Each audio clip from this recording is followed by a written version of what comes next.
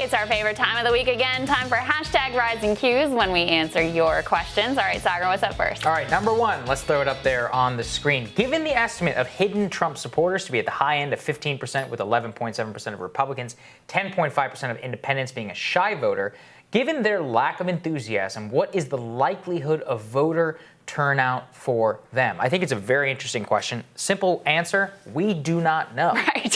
And acknowledging it is actually probably the best thing that you can do whenever it comes to the shy Trump voter phenomenon. Many of these polls have some humility before making some large declarations about it. And I think we've actually been generally good at looking at larger trends and warnings about if there are going to be problems, where are they going to come from? It's going to be from the fact that Trump is polling higher with Hispanics, much higher than he was last time around, and that he's getting a larger percent of the black vote. It's very possible that if he does win, it will be because of those two things, and possibly depressed turnout in other forms, and possibly even a shy Trump phenomenon. So the thing that you can look at to see what is going on and if there's a large or significant shy Trump voter effect is if you compare the live polls where someone actually calls you and asks you who you're supporting versus the online or automated polls. Because in theory, if you're shy about admitting to a human being that you support Donald Trump, you may be more likely to do it anonymously online. That's kind of the theory. So what a lot of pollsters and analysts look at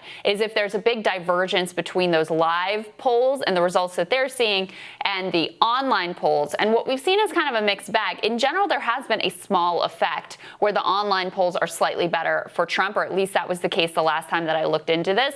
So I think it could be a real phenomenon at the margins. Yes. But you have to have the polls be a little bit closer than they are right now. Totally agree. All right, next up, the primary showed that the biggest impediment to progressive policies within the Democratic Party is older voters. What do you think progressives can and should do to reach these voters? And I'm actually going to borrow an answer from Kyle Kulinski. He always makes this point. Like, one of the things that the Bernie Sanders campaign did, and Bernie himself did, is he painted his policies as like radical, as like a revolution.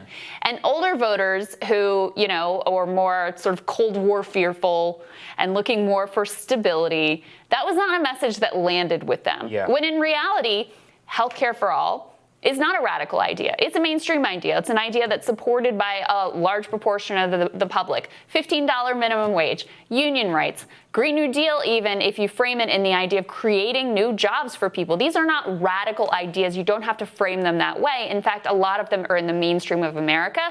So I think grounding it in that language and also in a language of American tradition, which is something Harvey K always talks about here, like rather than being like, let's do what Europe's doing, being like, no, let's do what FDR did. Let's harken back to these American traditions.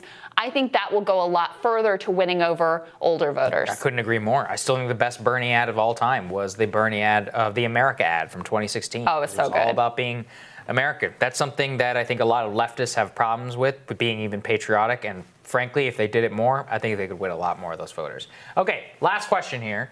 Is there a scenario where progressives are actually better off if the Democrats lose again in 2020? Will moderate electability finally be dead? Question for you, Krystal. I don't know. All right, let me say, yes, there is a scenario where progressives are better off if they lose again, if Democrats lose again in 2020. But it's not something, like, I always get... It's not a given. No, it's not a given. And in fact, there's this theory out there that, okay, if Democrats lose again, then they're going to see the error of their ways and realize that they should have embraced things like Medicare for all, some of the progressive priorities, and they'll move to the left. The truth is that never happens. Like, then they learn the lesson of like, oh, what they'll actually do is they'll be like, oh no, we moved too far left, right? The party got dragged in this left direction, and that's what really happened.